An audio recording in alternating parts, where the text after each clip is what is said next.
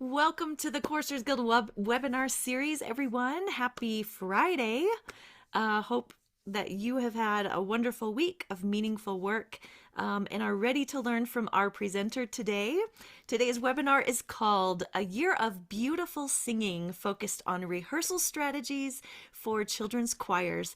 My name is Katie Houts, and I am the host of our webinar series here at Choristers Guild, and it's my pleasure to introduce you to our presenter today, Heather Potter. Heather is the director of traditional music at Covenant Presbyterian in Charlotte, North Carolina. And Heather oversees all the aspects of traditional worship and leads the children and youth choirs. You may have seen Heather in various capacities at Choristers Guild. She brings her practical experience working with elementary, middle school, high school, and college students. She's taught music education methods courses for undergraduates. She was for 10 years a member of our Choristers Guild Institute faculty and still serves on the advisory board for the Choristers Guild Institute. Heather has served Choristers Guild also as a past president of our national board. So thank you, Heather. And for 18 years, Heather served as associate conductor and then artistic director of the Arts and Charlotte Children's Choir. 3 ensembles, training treble voices ages 8 to 18. Heather is also a sought after clinician for schools and churches and conferences. Maybe some of your churches have invited Heather to be a trainer or a leader or a consultant as you work with your children's choir programs. Heather just finished this wonderful curriculum called A Year of Beautiful Singing. Thanks to the Lilly Foundation, Choristers Guild was able to invest in these needed and useful resources. Heather's curriculum, as I was just reading through it, as we were collaborating on it last year at this time, I felt like a more capable teacher just from reading Heather's sequential teaching plans and looking at the way that Heather puts together a rehearsal to be effective and engaging for students. And when I started to use these with my children, everything just clicked. So I could not be more grateful to have Heather here to talk about rehearsal strategies with us today. So if you have any questions as we go along, feel free to chat them in, and we'll just maybe try to address them as we go, or at the end, if you have any questions, we'll have a little time to wrap up this discussion and this topic. So Heather, thank you so much. Thank you, Katie, for that kind introduction. It's so nice to be here. It's nice to be with you, friends. I wish I could see you as we're talking. But please do add questions to the chat, comments, that sort of thing. Katie's going to be monitoring that for me so that I'm staying on task with what we're talking about, but that your questions are getting answered. And I'll stop periodically and take those, and we'll try to address them. I'm particularly interested in maybe things that have happened in the past couple of months since rehearsals have started. Is there something that you've come across that you're like, wow, I've never seen this before, or I wonder if there's another way to do this, or anything along those lines that really is sort of an in the trenches sort of strategy that we might want to address together? If you think that'd be beneficial for others, or you have a quick question to ask for your benefit, please throw that Katie's way through that chat, and let's talk about some things. My plan for us today is to go through a couple of different topics. One is to give you an overview of the pedagogical beliefs that ground the new curriculum, not as a sales pitch, but because I think that those 5 foundational pieces really influence and inform my rehearsal strategy and other things that I want you to be thinking about. The second is to delve more deeply into the rehearsal structure, which is one of the areas that's addressed in some of the teacher material in the volume 1 of the curriculum. So we're going to talk about rehearsal structure. What needs to be included in every rehearsal? How do we structure that? How do we decide what to do first and second and third? And then maybe as we're going, we'll learn a few of the teaching songs that are included in that curriculum, maybe some things that might be beneficial to you if you're using the whole volume, or maybe just to toss in here and there as they are appropriate for the music that your choir is singing. So one of the first things I want us to do is I want to teach the stretch prayer that I use to start my rehearsals. And it is included in the curriculum volume 1. I'm going to show you the movements that go along with the phrases of the prayer, and then I'll share my screen and let you read the prayer, and we'll pray that together with our bodies. So first of all, if you'll stand up or get into a comfortable place where you can sit tall, we start the prayer with hands together in a prayer, kind of a prayer position, if you will. But really, there's something else going on. And I always tell my singers, press your palms together, because that stretches your shoulder blades apart. And it just stretches a part of our bodies that we don't get to very often. And we're starting to limber up the whole upper body that's going to be engaged in singing. So press that hard as you are beginning your prayer. And then we'll raise our hands, our prayer hands, straight up to the ceiling. And you can't see my fingers, I'll come down, and we'll wiggle our fingers just a little bit. So our hands go up first, that's the first motion, and then our fingers wiggle. And then slowly, from a very tall singer position, our arms come down so that they're by our sides. Now, you can't see my hands very well from where you are, but my palms are facing you. My palms are facing completely flat, straight ahead. And that causes the shoulder blades to roll back and down, which obviously gives us a really good singer position for breathing and then for singing. All right, so remember those movements. Let me share. Let's see. And this is the stretch prayer. Okay, let's pray together. May the presence of your spirit be with us as we sing. May our thoughts reflect your goodness. May our actions be self-controlled. May our hearts be loving, our minds be peaceful, our spirits be faithful, and our voices be joyful. May the sound of our songs be music to your ears. Amen. And take a deep breath in and blow it back out. I've found that to be a really nice, calming, focusing moment for our singers at the beginning of rehearsal. Obviously, those characteristics, hearts, loving hearts, peaceful minds, faithful spirits, joyful voices, are what we want to begin with as we bring our song, and also end with because of the action of singing and worshiping together. And this has been a beneficial start to our rehearsal process. So I share that with you, and also hopefully explain a little bit of the pedagogical aspects of the movement that are tucked in there as well. So it's a mind and a spirit activity, along with being a preparation for singing. All right, so now I'm going to share again and take you through our focus for the day. Let's see. Okay. So pedagogical foundations, that are the beliefs that are undergirding the curriculum, things to think about in the context of your own rehearsal process and rehearsal planning. The first thing is everything we do is grounded in preparation for worship, leadership, and participation. Our context is the church children's choir. And so we are different by design and by nature and by purpose from the school and from the community choirs. Obviously, our vocal and our musical skills are the same. It's the same body of knowledge that we're drawing from, but the purpose and the application are very different.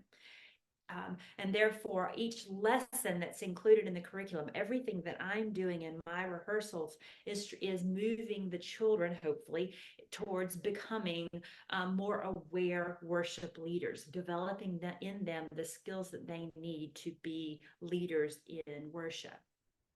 Secondly, and Katie's already referenced this, but this is a really critical part of my own rehearsal understanding and the way that I build my lessons with my children. A spiral curriculum sequence to build on previous knowledge. That is a core belief that is underneath this entire curriculum. Okay, a spiral curriculum orders steps intentionally to encourage success as new material and skills are introduced. We're going to talk a little more about that in a few minutes. It draws in new concepts and weaves them together with existing knowledge as if you are climbing a set of stairs that circle a central support.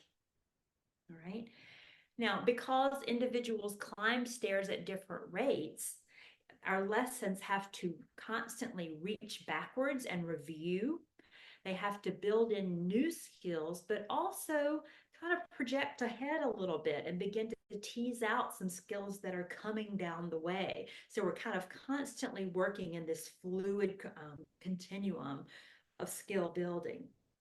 And then another aspect of spiral that really resonates with me is that a spiral can continue to infinity. It doesn't stop. It just keeps on adding, keeps on spinning around. And I like that because we don't deliver our singers to a final destination. We just move them further down the path. All right. So that spiral implies that we're just in a process of movement. It doesn't have a beginning and end necessarily. It does have a beginning, but that ending can keep on moving into the future. All right. Next thing to consider, after worship, beautiful singing is the primary goal. It's my primary goal. And so that's why this whole curriculum is gathered under the title, A Year of Beautiful Singing. All right. And the first volume is called Let's Sing, because I believe that children are not going to be interested in talking about music and learning about music until they have experienced the joy of singing together, until they have experienced music.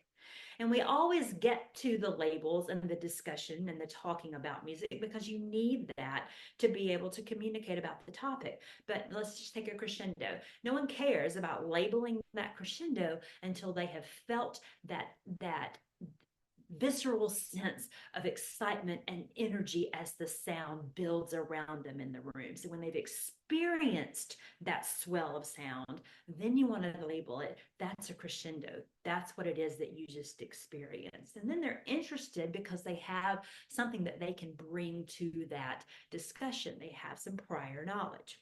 And so thus it follows that if we're going to participate and enjoy music and experience music, that our instruction is repertoire based. So all of our learning is based in the repertoire. Choral singing is a performance subject matter. And that repertoire forms the vehicle for the learning about music and learning how to do the music. So we decide what it is we want them to know. We choose the music that's going to propel that learning, and then we teach them the skills as we are learning the music that we will share in worship, and we'll share for the purposes of worship. The final foundation that informs what's happening here is that this resource is designed for teachers to empower leaders to nurture the musical and spiritual growth of children. And I really want teachers to feel that they are gaining the skills, or maybe honing the skills, or maybe learning new material to add to the skills that they already have, so that they are becoming better lesson planners, better choosers of music, better preparers for each individual rehearsal, really attending to details, creating an inviting learning space, all of those things that make rehearsal really, really powerful. All right. So for today, what I want us to dig into is the concept of a well-planned, well-thought-out rehearsal. What is the rhythm and flow of that process? What does that look like? So, why and how and what? Why do I need a plan? Why does the order of my activities matter? How do I determine the correct order of events in rehearsal? How do I decide what to include? And then what in the world should I do first? So let's talk about those few things for a few minutes. And I'm going to stop my share. So write those down if you need them. All right. They can come back later if we need them to. All right. So why have a lesson plan? Why do this planning? I submit that having a lesson plan is very important. The format of the lesson plan is less important. The plan structure can vary according to the needs of the individual, as long as it's readable and useful to you as a teacher. Why pre-plan? Why is that helpful? It takes many years and a lot of experience to create a good plan on the fly. And even now, after almost 30 years, I always have a plan. I might ditch it and do something else, which also requires a lot of experience, but I always have a plan because I want to know what it is that I'm anticipating that we're going to accomplish, and I want to have thought through how that should happen. Planning allows you to be able to see the long range development of those songs, and it will help you avoid that panic when you turn the page and you think, how in the world did it just become November? Did anyone experience that about a week and a half ago? Sometimes a plan doesn't even help. You get to November and think, how did we get here? But if we are planning and if we are strategizing and we're seeing it and broken down into weeks, that happens a little less frequently, or maybe it's not quite so scary because you are on top of it. And even though um, Christmas is coming, it's okay because we've been working along and we have a plan for getting things finished. All right. Pre-planning also allows us to draw ideas from many sources. You can pull things in that you hear at a webinar. You can pull things in that you hear at a workshop or at a conference that you go to. And you can find all those little scraps of paper that we write these things on and pull them into your rehearsal. Those are hard to remember on the fly. Those are hard to remember unless you've thought about them ahead of time. So it allows you to draw from a wealth of knowledge and lots of resources. It allows you to brainstorm multiple approaches to a particular skill. So you know you're going to teach some particular skill. How might you go about doing that? How else might you go about doing that? This is a potential pitfall. What could I do to head that off? What's another way that I might head that off? If somebody needs to hear it a third way, do I have another way that I can teach that? You can think those things through when you're in the process of planning a rehearsal. It also allows you to look back at activities and exercises that worked well already for you in the teaching process, and you can bring them forward as you're addressing those same skills in different songs. And that helps to create some connectivity that's really beneficial for children. We'll talk about that again in just a few minutes as well. I think probably the most important aspect of why you have a plan is it allows you to carefully think through the correct order of steps that will maximize your learning process. Why is that important? Well, for me, it's because I do not have any rehearsal time to waste. I don't, if I'm thinking about the imagery of building a house, I don't want to throw up the walls only to realize that I haven't put a foundation in. And now I got to take those walls down, go back, dig a foundation, lay that floor, and put the walls back up. That is wasted time.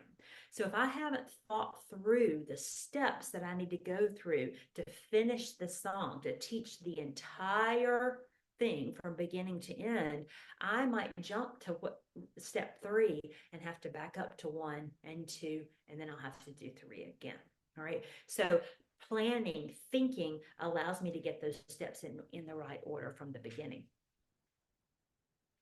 How do we know what the correct order of the steps is? And how do we know what to include? Okay. 2 of the most important concepts in my mind about lesson planning are these: scope and sequence. Scope is the amount of material that you present at any one time. Think about that. The amount of material that you present at any one time. When you're setting goals for your choir, consider the amount of rehearsal time that you have with your singers. Is it 20 minutes? Is it 45 minutes? Is it an hour? Consider the span of ages. Do you have 5-year-olds? Do you have fifth graders? Do you have 5-year-olds all the way to fifth graders? What is the attention span like? Be realistic about what you can accomplish, because you can always layer on new skills. You can think, wow, that went really fast. What else could we do? And you learn something new and you can layer on. But it's really hard to come back from over programming. That's a scary place to be if you've ever done that. So scope is not limiting the amount of material, is not because children can't. It's because we might together not have the time to bring something to completion, right? It's not that they can't do it. It's that we might not have the time in this instance, in this experience, at this stage in rehearsal and in the life of our church to bring that all the way to the end. So let's scale back a little bit and focus our scope just a bit. One song instead of three, shorter song. Maybe a refrain rather than 4 verses of new text, that sort of thing. Those are scope issues, right? How much material you present at any one time. The partner piece to that is sequence. And sequence is the order in which you present the material. It is more efficient and beneficial to build on what the singers know than to constantly introduce new material. Think about that for a minute. It is more efficient and beneficial to build on what the singers know than to constantly be introducing new material. And I would submit that old material, things you've already taught, feels like new material if we fail to reinforce it, or if we fail to make the connection between songs. I'll give you an example of that in just a minute. All right, I want you to think for a minute about developing knowledge, developing abilities as a spiral staircase rather than a spider web. Why does that matter? Although both images display connection, the spiral staircase moves methodically. I'm doing my finger like this. Can you see this? I do it instinctively when I think about a spiral staircase. A spiral staircase moves methodically around a central point, and each step builds on the next step, right? Okay, a spider web branches out in multiple directions. Sometimes those strands of a spider web weave their way back towards another. Sometimes they cross paths, but not necessarily. It's not haphazard. A spider web is not necessarily haphazard in its design and creation. It does branch out in a way. It doesn't, the spider web doesn't build on one step after the other in the same way as the spiral staircase. So that sequencing is really important, and getting steps in order is going to deliver us to a goal. I'm going to give you an example of that in just a moment, but I want to stop for just a minute and see how we're doing, if we have questions thus far. Katie, will you chime in if you've seen something that we need to talk about? Sure, I will. So far, we don't have any burning questions that I can see. Okay, all right. Does that mean y'all are awake or asleep? So here we go. Here's our example of sequencing. And this just came truly out of my rehearsal. I have just taught this song this fall. I'm teaching Ding Dong Merrily on High, the Ken Berg arrangement of that. It's your skill catalog. Here's a little spoiler alert. It's going to be included in volume 2 of the Year of Beautiful Singing. My children know the rhythm that is a part of that refrain. They know this rhythm. They know that rhythm, that dotted quarter eighth with 2/8 after it. And then the rest of the refrain is this.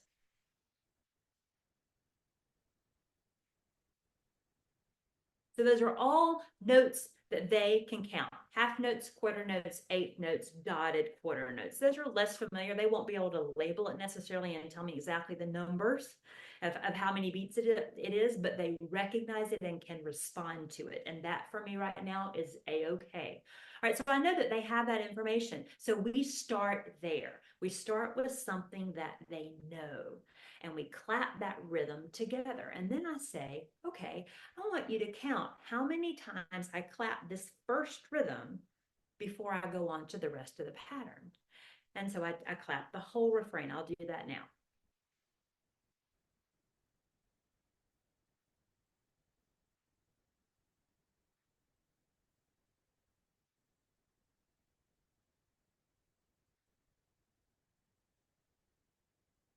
And because you are really good choristers, I know that you counted and you noticed that I did it 5 times before I went on and completed the entire passage. So I say that's correct. Join me and let's do that together. So I should also tell you, they are at this moment looking at flashcards, and each measure, each 4 beats, 4 beat phrase has one flashcard, and the rhythm is written out, and those are posted on the wall. I only have one of that pattern that I clap.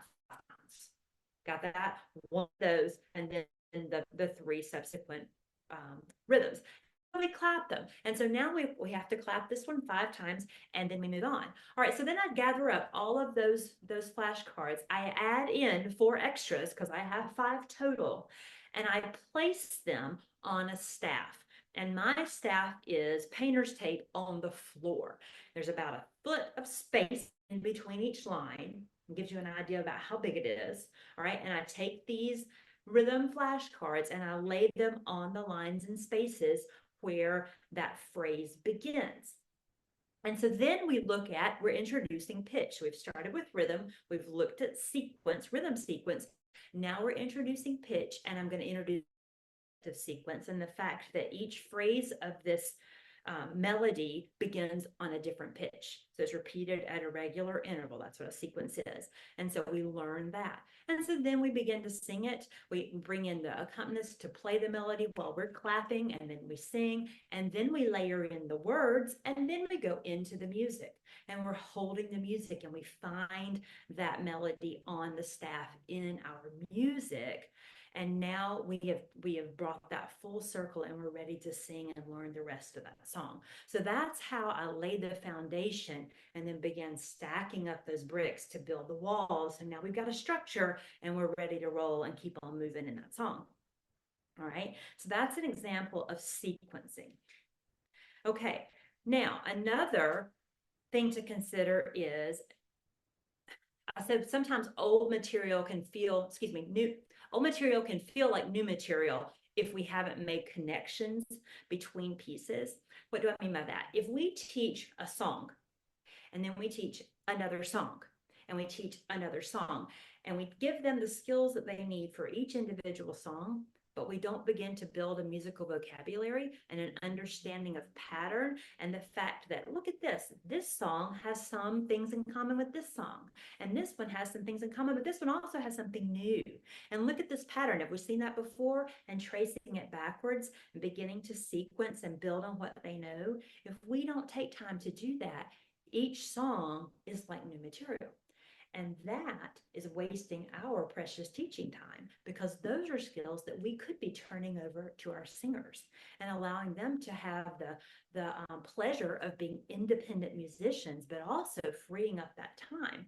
And so if you go back to our spiral staircase, if you teach them to identify pattern, and then you teach them to identify where the pitch changes and the fact that it's a sequence, then we're building on these things, and they start to take responsibility for them, and we're able to move on to new skills, new topics.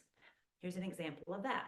So our rhythm cards from Ding Dong Merrily were still on the board, and we started into our hymnal, Once in Royal David City. All right, if you know that one, you sing that with me. I want you to notice what happens with the rhythm. Okay, once in royal David's city stood a lowly cattle shed, Where a mother laid her baby in a manger for his bed. Mary, that mother mind, Jesus Christ, her little child. Did you hear this rhythm?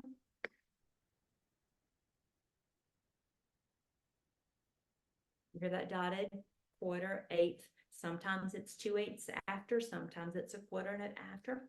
Well, we're looking at the hymn page, and there are 4 parts on that hymn page. And the alto line is moving in quarter notes, and it was creating some busy interference. Where does the melody lie? Where is the rhythm? And so they were singing some of that melody with straight quarter notes.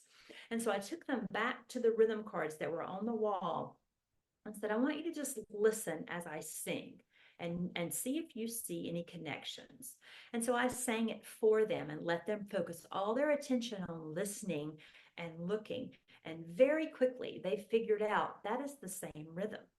And so then when they went back to the hymnal, they could see where that rhythm was. And we began to make those connections. And that allowed them to connect. And they learned songs have similarities. Music has pattern. I can see that pattern. I can apply that pattern. I know what to do with that notation. That's basic sight singing. That's learning the skills of being an independent musician. All right. I'm going to stop for a minute. Questions, comments?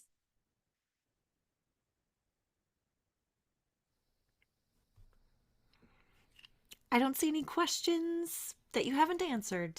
Okay. All right. We're going to keep going then. All right.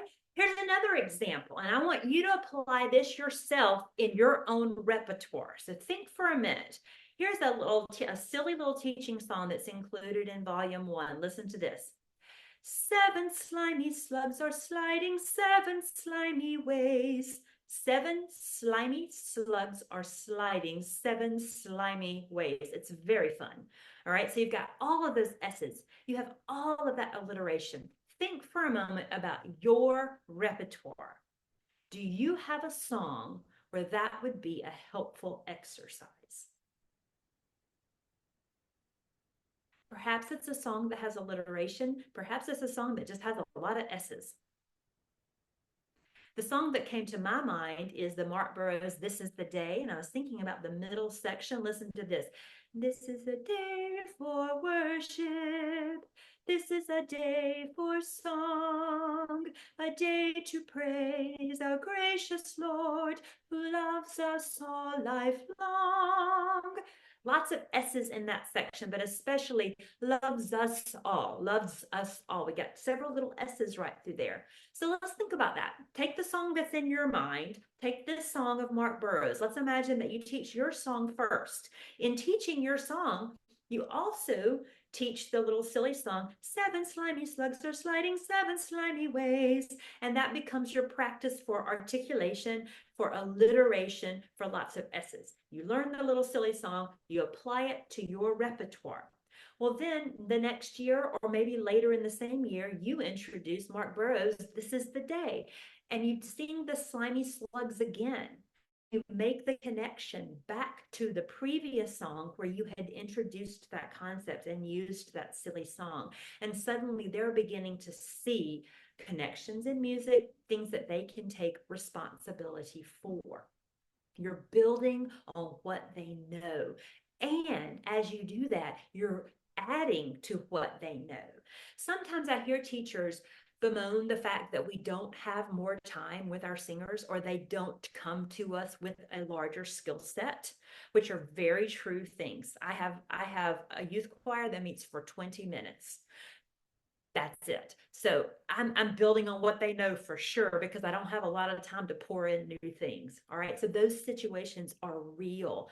But if we look for these little hidden opportunities to add to their musical knowledge, to add to their skill development, we are making progress. We are making a difference inch by inch, little by little. We are building them into independent musicians who are going to be fantastic worship leaders in the moment and down the road. So we've talked about why I plan. We talked about how, scope and sequence mainly, connecting concepts between songs and building on what they know. That's the how. Now we've gotten to the what. What in the world do I do first? It's a blank slate. What do I do? Well, we talked again about the foundation and then the wall. So, what is it we want to do first? We want to lay the foundation. For me, beautiful singing is key.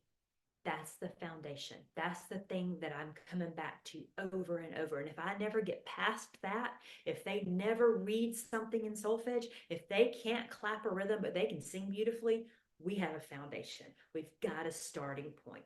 Maybe somebody else gets to build on that foundation. All right. But that's going to be key for me. So I'm going to start with the things that are going to make them sound the best as quickly as we possibly can. So I'm going to give instructions. I'm going to make the corrections that are going to most quickly affect their sound for the better. So this is what I am doing first. Every every time I meet a choir for the first time, if I've started into a new position and I'm building a new choir, I'm going to start with their sound and helping them to enjoy their sound and enjoy singing together. Because when they hear themselves sing well, they will get excited and they'll be more motivated to learn more, to do more, to find out more. And you can begin to build in all these other skills of being a musician that we want for them to have. Side note, all these children come with parents. And when the parents begin to hear that they are sounding good and the children are enjoying singing, the parents are becoming more invested in what's happening in choir. Those children are coming more regularly, which means you are teaching more regularly and you're able to grow and to build. So it really is, again, it's spiral. It's very symbiotic and it's back and forth. And it makes one thing affects the other, which comes back in and affects the middle. So I'm starting with the very best sound that these children can make. What do I do first? For me, that is vowel shape. I want a tall, round sound. If I can get that, I'm going to be happy with our start. And then I'm going to build on. All right, so after we've got our tall, round vowels happening relatively consistently, then I'm going to add on melodic line and phrasing. Now, I can hear the question, well, do you wait until all their vowels are beautiful before you teach them to sing in a phrase? No, because those are, remember, some people move faster up the stairs than others. So you have to reach back, you have to teach in the moment, and you have to reach forward. So it's this constant sliding continuum. We're doing all these things at once. All right. So first thing I'm going to focus on is vowel sound. Next thing I want to hear is beautiful melodic shape. I want to hear phrasing. I want to hear line. And then you're going to introduce concepts of text, right? Because complete thoughts have to be sung together. You're introducing concepts of breath. You have to have enough breath. You have to breathe like a singer to be able to sustain that melody, to be able to sustain that phrase. So again, we're starting with what they know, we're teaching a little bit, and then we're able to spiral it out. After I've got my vowels going and my phrasing going and the breath is involved, then it's going to be diction. It's going to be articulation. It's going to be communicating the message with the listeners, particularly important in the context of worship. If we're singing a prayer, then we are effectively praying aloud for the congregation who is praying silently. Well, they need to know what it is we're saying. So we have to communicate that. If we're singing a scripture, they need to understand the words of that scripture. If we're commenting on a scripture, which is a lot of what we do, they need to understand that commentary and be able to follow the musings and the thoughts of the author for it to be a beneficial worship moment for those who are listening. After that diction comes in, then we're going to talk about dynamics and we're going to talk about expression. We're going to talk about affect and faces and all of the other things. We want to teach everything all at once, and that's really hard to pull off. If you're good at it, go for it. But if you need to layer on, that's how I would do it. I would do one thing and then the next and then the next without stopping and just keep going. After a while, those skills, those basics become your spiral staircase. And soon you're going to start running up the first few flights of stairs. And you won't have to correct every single vowel every single time you start a new song. They'll start to hear the O's, they'll start to hear the ooh, and you'll see the beautiful vowels starting to shape themselves. The singers are shaping their own vowels, and you might correct one here and there, but it doesn't have to be your focus. And that's the point when you get to start to shape the phrases and you get to add on. So you start running up some of those steps and moving a little more quickly through your basics and your beginning. All right, so we're spiraling, spiraling. Questions, comments? So far, so good. We have thoughts. So far, so good. Okay, all right. So now let's move into what should the weekly rehearsal look like. I'm going to share here. Let's see, I've got a little overview and some points for us to talk about. Okay, elements of a rehearsal. The order of these events might change from week to week. The length of time you spend on these elements might change from week to week. And there are a few of these that you might dispense with for a week and bring back a week later as a way of creating variety. So this is not a hard and fast. This is not a set in stone, but this is what I work towards. Things that I'm going to include more often than not in every rehearsal. Something familiar that can be performed. You can't see my air quotes, but performed and enjoyed. So I like to have something. Let's think about the very first rehearsal. I'm going to teach something that they can grab super quickly and they can sing the entire song before they leave that first rehearsal. Whether it's something that I intend for us to use in a public setting or not is kind of not important at that point. I want them to have something that they know. All right. And it might be our closing prayer. It might be the prayer that we end rehearsal with, or that you open rehearsal with, or whatever it is, but something that's familiar, so each rehearsal can start with some element of a song that they know that they sound good on. That changes from week to week. It's not always that one song that I taught on the very first rehearsal. No, but even on the first rehearsal, I'm going to teach them something that they can sing well. All right. So then something that's in the early stages of learning. And so maybe this is the place where you're still learning notes. You're still pounding out rhythms, that sort of feeling. You're learning rhythms. You're practicing pattern. It's sort of the brass tacks of learning a new song. You've got to attack that at some point. So you're going to definitely have that in every rehearsal. But then also, hopefully, you've got something that's already in process, maybe a couple of somethings that are already in process. And so this is the point where you're really focusing on diction. You're really focusing on phrasing. You're really shaping vowels intentionally. You're paying attention to dynamics. You're really working on your physical expression, mirroring the expression of the song. Possibly you're in the stages of memory with some of these things. Or maybe you're really just polishing up. Can we add a little of this here and a little bit of that there, and really shaving off a little bit there and making it as beautiful and shiny and as close to our very, very best as we possibly can. So that process, again, is a continuum, and you're going to hit in a variety of places depending on where you are. When I'm thinking about, actually, we'll get to that in a minute. All right, so then an element of fun, of surprise, or community included in that rehearsal. So this could be as quick and as simple as turn to your neighbor and tell them one thing about that song that you really like. Turn to your other neighbor and say, this is something I did really well as we sang that song. Or maybe you say, what did you hear in our group singing? What did we do really well? Perhaps after your choir has sung in worship. This is something I do at the beginning of every rehearsal, the week after we've sung.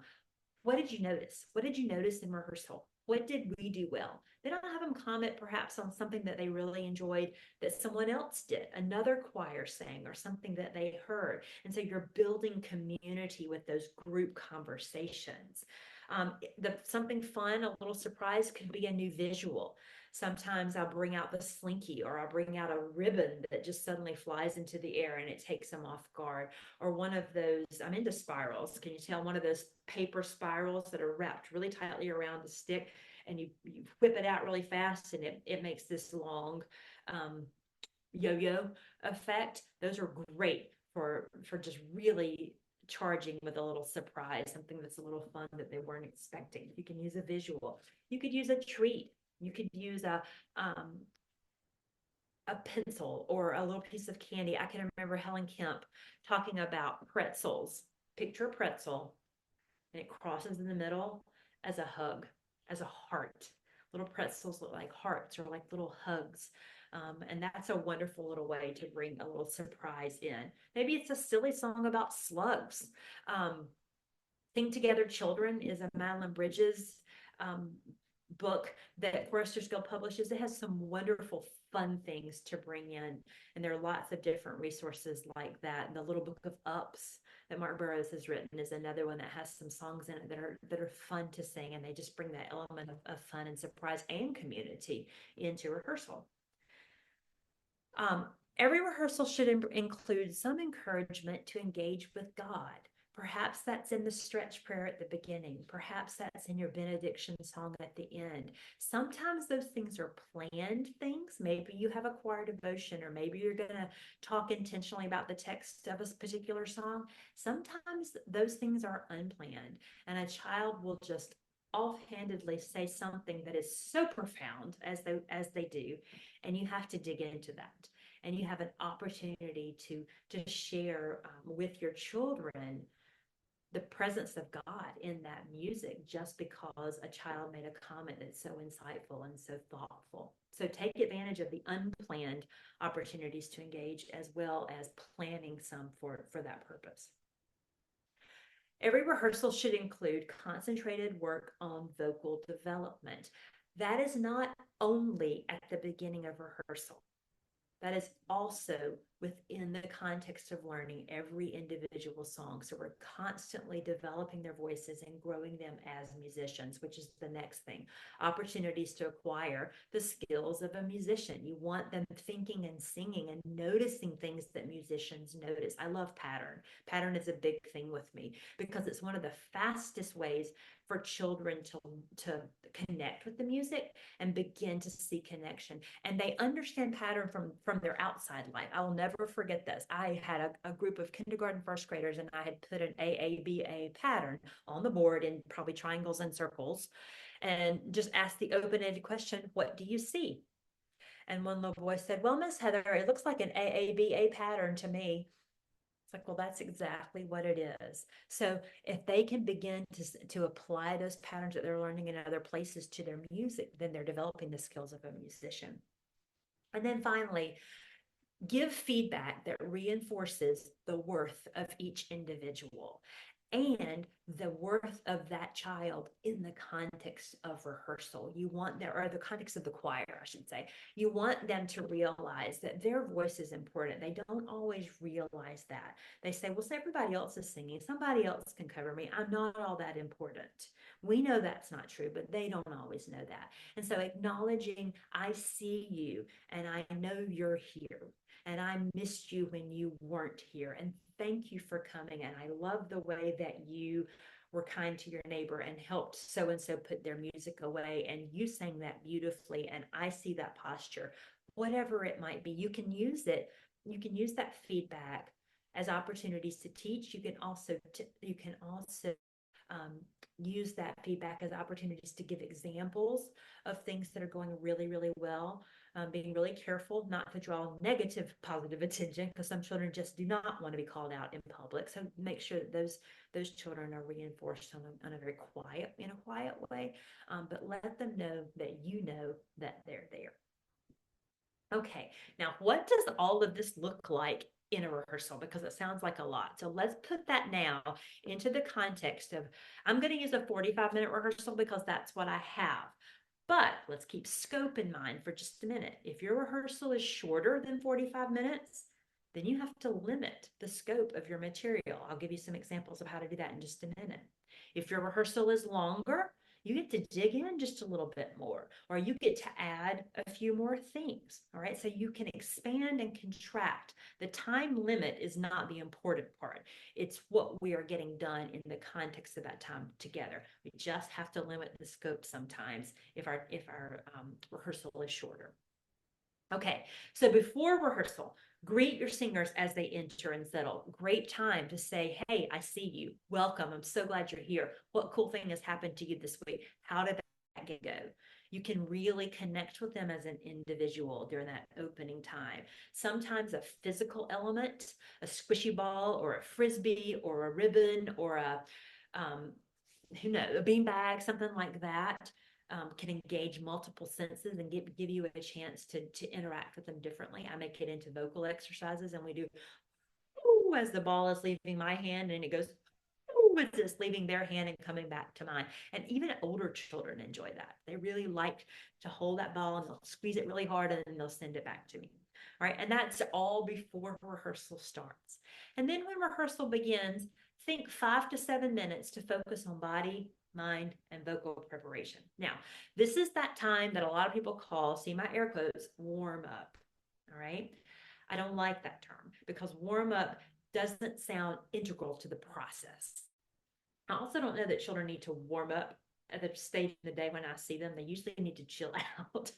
They need to calm down. They need to focus on what we're doing. So I like to call that voice building, voice development time. And so we calm our bodies, we focus our bodies, we stretch them, we move our muscles around, we get rid of the tension, we prepare our bodies with posture, we get our brains engaged with echo clapping or body cannon kinds of things where they have to watch and mirror me. That engages their brain. That's fun. That's surprising. And then the vocal preparation that feels a little more familiar, different patterns and sirens and sighs, silly songs, teaching patterns, whatever it might be. Then take 5 minutes on a song that they know well. Maybe this is something that you're memorizing. So you stand and you sing it as if you were singing in front of people. You analyze it. If there's time, you go back and you sing it again and apply their corrections, that sort of thing. But you have a chance to sing something that they know, even if it's just a portion of something. That's okay too. So now 8 to 10 minutes each on 2 to 3 songs that are in process. Again, remember, those are not hard and fast times, those are spans.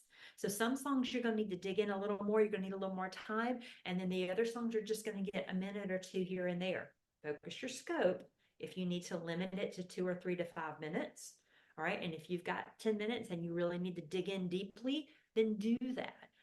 Again, hopefully those 2 to 3 songs are in different places of development. Some of them are still notes and rhythms. Some of them have moved on to really shaping phrases and working articulation. Some of them have moved on even to polishing various aspects of dynamics, things like that. Hopefully we're not doing the same thing with all 3 songs. There are times when that happens and I'm like, oh, that one got away from me. But I try to keep that really varied because that varies your rehearsal and makes everything more interesting.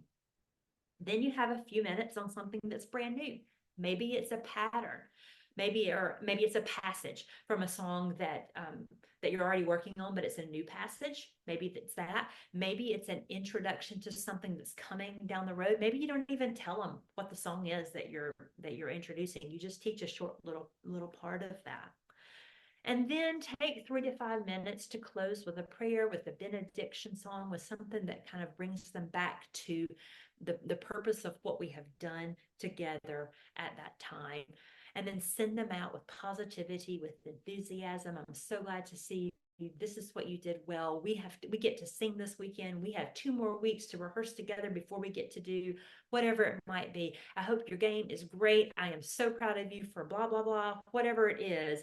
Send them positivity and enthusiasm, letting them know again that you see them, that you know that they're there, that you are excited to have spent this time with them. So there's an example of how to take all of those elements and pull them into an actual rehearsal. All right.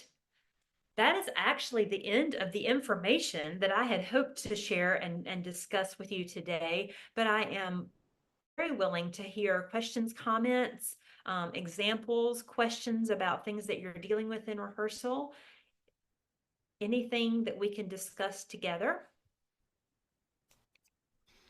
Feel free to chat them in if you have something or something that's worked well for you. Mhm. Um, That you could share, that'd be great. mhm. I have found, as Heather, as I was listening and thinking about the thoughtful ways that we can prepare to meet our singers well, um, I always find that when I do the work of preparation and planning, it allows me to be more present with my Mhm. singers, Mhm. and I'm not always focused on just checking off the list of what we have to do, but knowing what to maybe anticipate or expect.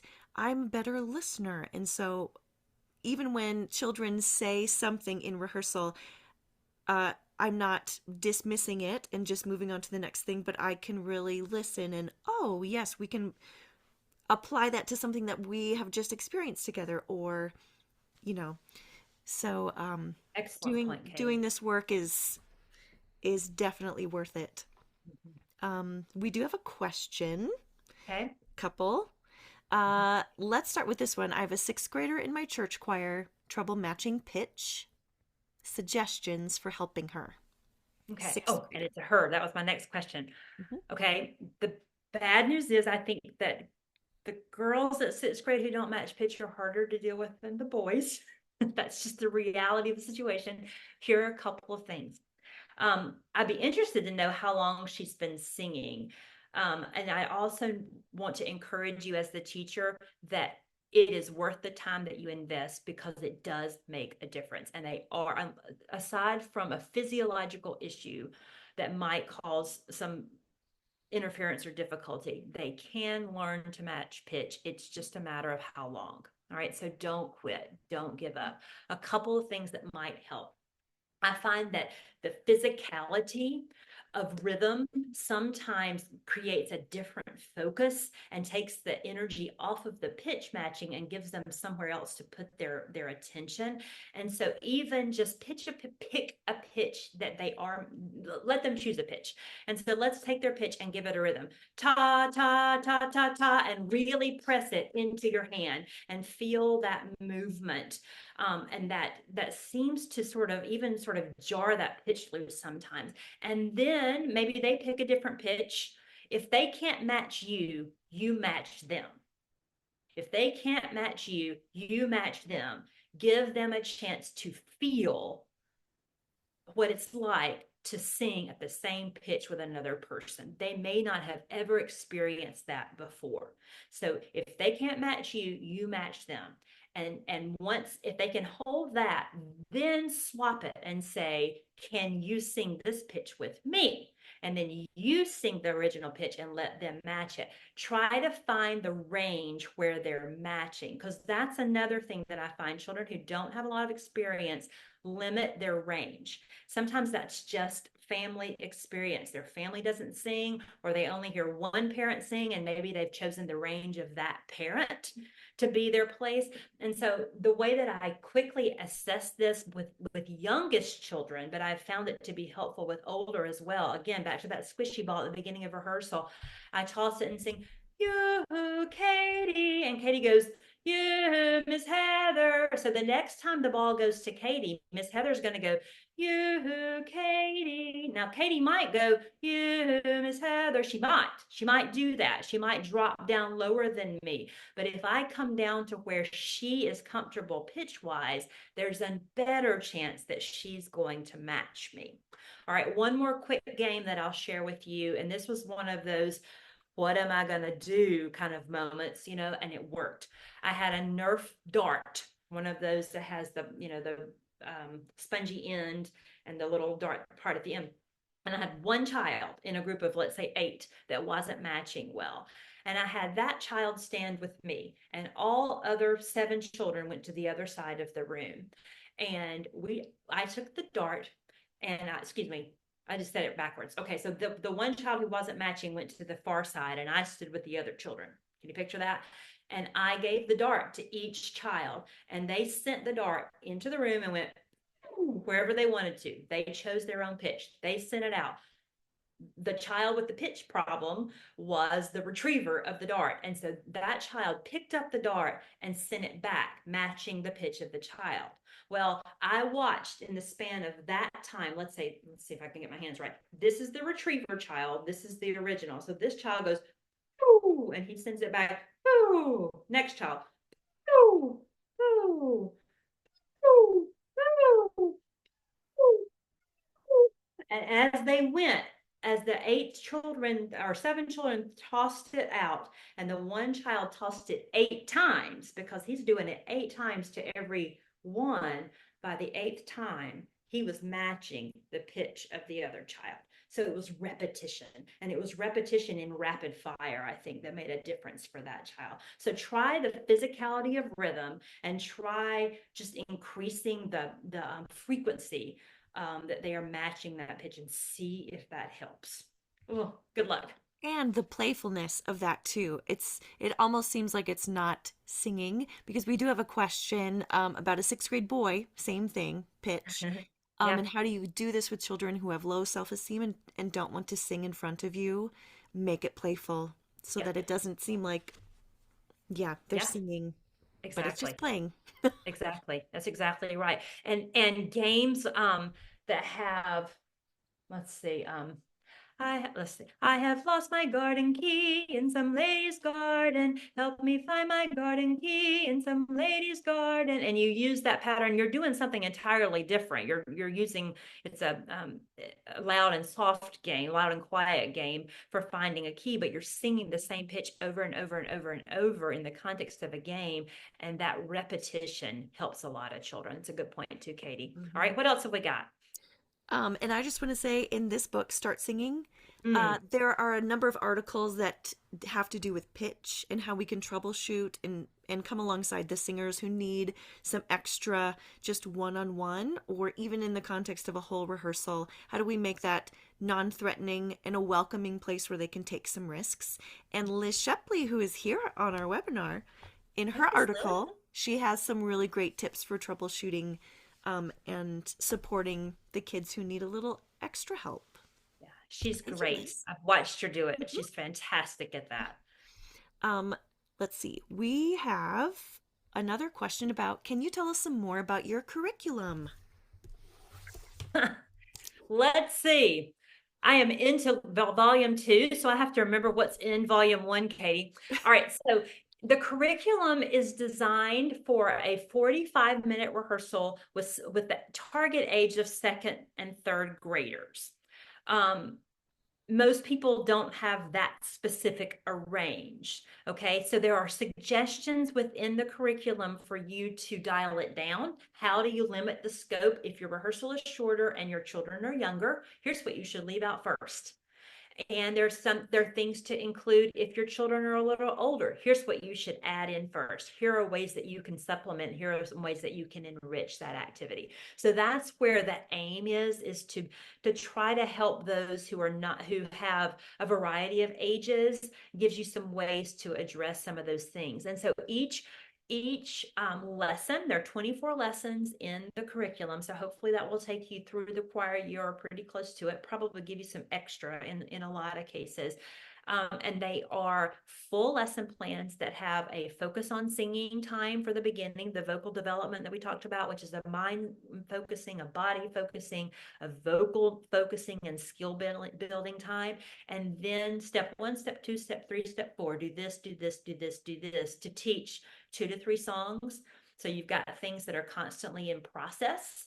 You've got things that are new. You've got things that are in various levels of completion, and then you have pieces that you're ready to sing in worship. So we're moving children in preparation towards sharing those songs in worship, and then we close with a benediction and a benediction song. And so that's the structure of the lesson, and all of these things that we talked about are included. There are lots of silly songs and extra songs to use as teaching opportunities, because I find that um, children who are new to singing have an easier time grasping a melodic pattern if it has text attached to it than they do if it's just la la la la la. I'll get la la la la la because that doesn't have enough definition. And so we give it words and we get the same pattern and we can work the same vowels, but it's a little faster on the teaching side. So that's a really quick overview of what the lessons look like. There's a lot of supplementary material included there as well. And there are a number of anthems that Heather has chosen. They're all Choristers Guild anthems that you might already have in your library. The one thing the curriculum does not include is the actual anthems because some of you have choirs with 8 singers and you just need 8 copies.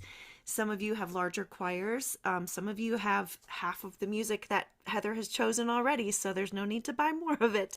Those are the specific anthems that are referenced in the curriculum.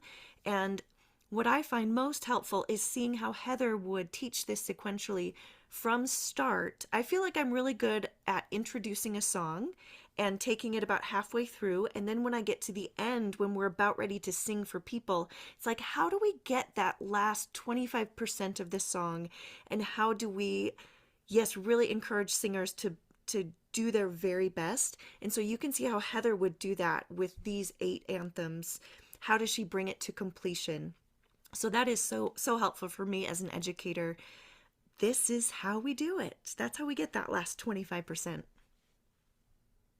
One thing else that I should mention also are the visuals that are included with that as well. That are just gorgeous. They're so well done, and they will help you get your room ready to rock and roll. It's prepared. It's a beautiful space, and I think you'll find that to be a really helpful thing in getting ready for the choir year.